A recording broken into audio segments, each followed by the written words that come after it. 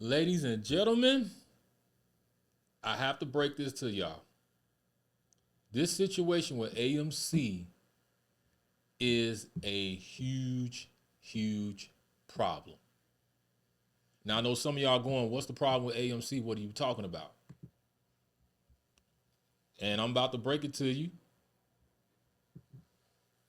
And when I break this news to y'all, some of y'all probably gonna be shocked, but a lot of y'all probably not gonna be shocked, which is AMC Theaters, the world's largest movie theater chain, is in serious, serious financial trouble. The financial trouble that they're in is that their stock, financially, they've been losing money, and they've been losing money to the point that their stock on the market is at 1.1. The last time I checked. And let me check it again while I got y'all up here. Just to be sure, see where's it now. Yep. 1.105.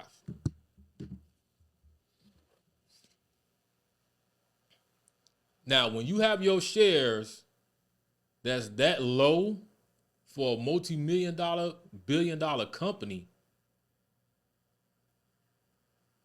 I wouldn't necessarily say it's bad. Bad is an understatement. That's fucked up. Because now somebody has got to answer to the board and the shareholders, and they want to know what's going on. What are y'all doing to the point where it's this low? Now we know that when a company shares is this low, people start going crazy. People start committing suicide. They start jumping off buildings, whatever, because they like, oh my God, I got all this money invested in this company. What am I gonna do? But the thing with AMC is this: is that they have some good things and they have some bad things, but they made some moves that people didn't like, and they made some moves that had people feeling some type of way. And they're doing something now that's really got people upset with this premium seating thing. That now that is so pretty much what they're doing with the premium seating is that they're trying to get people to sign up more for their different card level programs, which you have the AMC A list, and then you have the premium, if I'm not mistaken. So if you have the premium or the A list is the top one. That means that the good seats in the theater, you get first priority on those seats compared to what everybody else does. Now, some people are saying that they don't like this. They think this is BS because why is it that they be able to get this and regular people can't get that? Well, it's all part of a strategy because they're trying to get people to come back to the theaters, which I get that, but they've been going about things the wrong way. Now, I am an A-list member. I love it because, with the A-list membership, you get to see 4 movies every week. And then you get all type of perks and benefits, which I enjoy that as well. And the membership, I think, if I'm not mistaken, went up to like $26 or $27 per month. But if you're a movie head like me, that ain't nothing. But look at the perks and benefits that you get. But also, they released another promotion where with the popcorn promotion, where I think it's $30 or something, $30 a year, to where for a large popcorn you get it for half price instead of the regular price. Now, when they did that, it was kind of like, it's not a bad idea. $30 for a year, and you get half price on popcorn for a whole year. That's not bad because we already know how concessions can be a little bit expensive. So large popcorns like maybe what $20 and some change. You're gonna be wind up paying about what 10 and some change. Not bad if you a big popcorn eater like that. But it's still something. So I see where they're trying to go with this. But the biggest problem that they facing is that a lot of people are not just going to the movies like that. They just not going. And the reason why they're not going is because number one, streaming, because some people feel like, okay, why do I want to go to the movies and pay $20 to see a movie when I just sit back and wait for it to come on streaming, where it's a little bit cheaper. But if you look at it, and just hear me out on this, you go to the theaters, the movie's like $20. All right. But some people have streaming memberships where you're paying $20 per month. So in a way, you still paying the same amount of money, but I guess the only thing they looking at is like, okay, I'm paying $20 per month to watch whatever I want compared to paying that one-time $20 fee. Then the next thing is, like I said, nobody's really going to the movies because they just have not been releasing movies that has drawn people to want to go to the theaters like that. Because you got some movies that came out that was like, okay. But you every now and then you have like a one or two good ones that'll kind of draw people in, that the movie may be good, but as far as box office receipts, it's just not making the money like that. Because you look at the Leonardo DiCaprio movie with him and Tiana Taylor, it was a good movie, but as far as money wise, it didn't do shit it didn't do shit as far as money wise. So they're trying to figure out what can we do to get people back to the theaters. Because we all know that they make their money on concession stands. They don't really make their money on the tickets like that.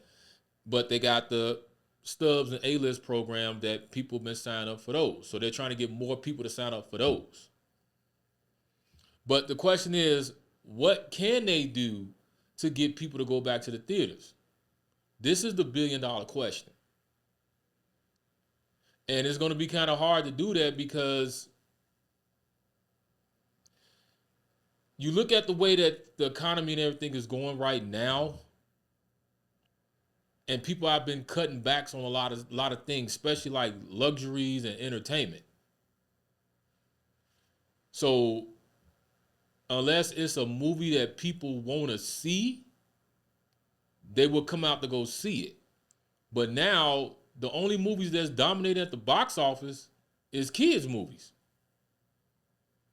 That's the only thing that's coming out, because what was the last movie that came out? Was it Zootopia 2 came out, and that made over $1 billion. Then you had the Minecraft movie that made over $1 billion. So if it's not a kid-friendly movie or like a cartoon animated type movie, people are not gonna go out to go see it too much. And even now, when you look at the superhero movies, those not really generating like they used to. But that's a whole nother story for another day. So now a lot of theaters are just trying to figure out what can they do. But the funny part about this is Cinemark Theaters, which is not a big movie like AMC, for some reason, with all this that's going on, they've still managed to do good. Their stock prices is not really that in the toilet like AMC. Hold on, matter of fact, let me check it right now to make sure I got my facts right.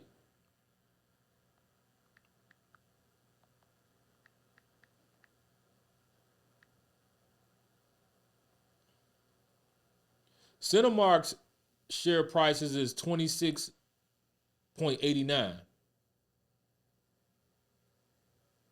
So that's a big difference compared to what AMC is. Now, when you have shares that's like this for a big global company like AMC, things start to happen, which is number one, the CEO, they're going to fire him. Number two, they're going to put pressure on the management team to try to come up, and the creative team to try to come up with ways to get those shares prices up to get people to go back to the theater. Number three, somebody's going to come in and buy them out. And at this point, I just see that happening with AMC. I think somebody's going to come in and buy them out or buy a big percentage of it. And what that's going to do, depending on who the company is, that's going to shoot their stock prices through the roof.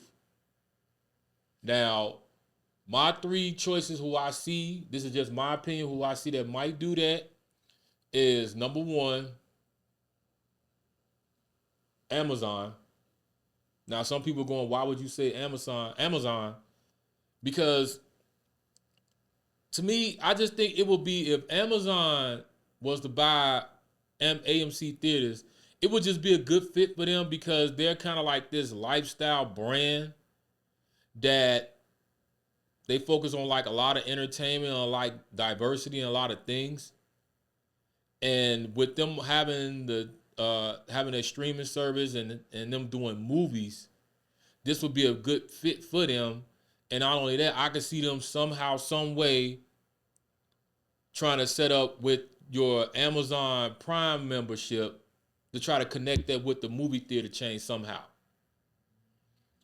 The next one is Netflix. Now, the reason why I said Netflix, because when Netflix was going through that phase of trying to buy Warner Brothers, they were saying that they was making it clear that they wanted to be in the theatrical business. That was a business that they wanted to get in, and they wanted to get with somebody who had an expertise in that. Well, they can still get in the theatrical business because right now Netflix is the number one streaming company in the world. So you take the number one streaming company that's going to purchase the number one theater chain, and you combine those together.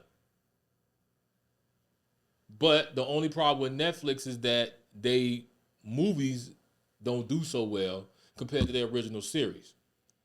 But I believe that they have the resources, they have the money that if they was to buy AMC theaters, they can bring in the right people that can make that work. And the third one is Apple. And the reason why I said Apple was the third one because Apple is a big company where they have tons and tons of money. I just threw that out there. I don't think Apple will do it. But if they was to do it, I think it would be a shocker. And with how they create things and with since them being a dominated force in technology, if they was to buy AMC, I can see them somehow, some way reinvent the AMC app, reinvent the promotion side that's going to connect to their products like their iPhone, their tablet, and all that to connect that some way to get people to go to the theaters and to buy Apple products. But this is just my opinions, so we just have to sit back and see.